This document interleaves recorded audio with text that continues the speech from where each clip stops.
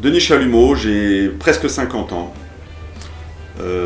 J'ai fondé seloger.com, promovacances.com et aujourd'hui je me relance dans une nouvelle aventure qui est sefaireaider.com qui va s'adresser à tous les services à domicile. Entreprendre permet de vivre ses rêves si on a le rêve d'entreprendre, ce qui était mon cas très tôt. Voilà. Je pense qu'entreprendre c'est aussi c'est une névrose. Bernard Tapie. Pourquoi? C'est lui qui m'a inspiré il y a plus de 20 ans. Donc c'est le Bernard Tapie d'il y a 20 ans. Méribel, ouais, c'est vraiment une belle expérience et je reviens l'année prochaine. Avoir que des nanas en string.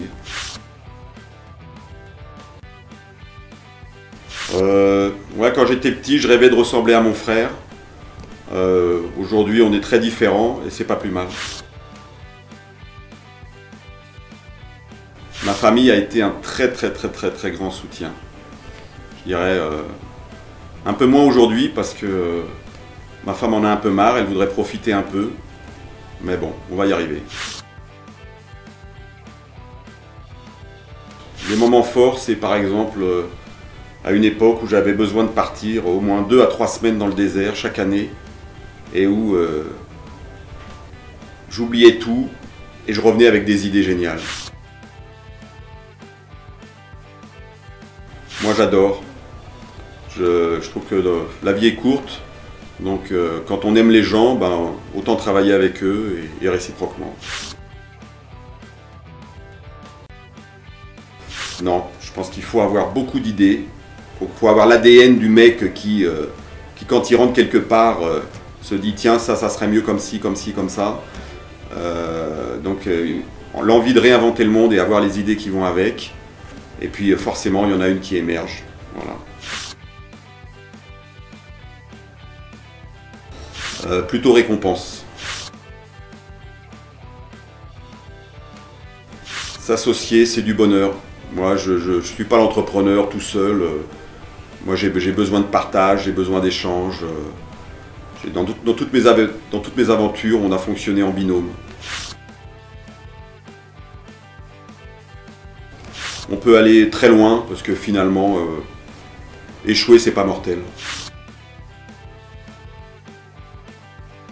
Le plus bel échec, ben, c'est avoir dû licencier des gens de qualité.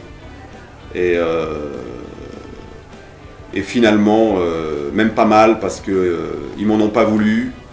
Et derrière, ils ont rebondi parce qu'ils avaient les qualités pour. Et c'est moi qui étais un vrai con de projeter qu'ils n'allaient pas y arriver.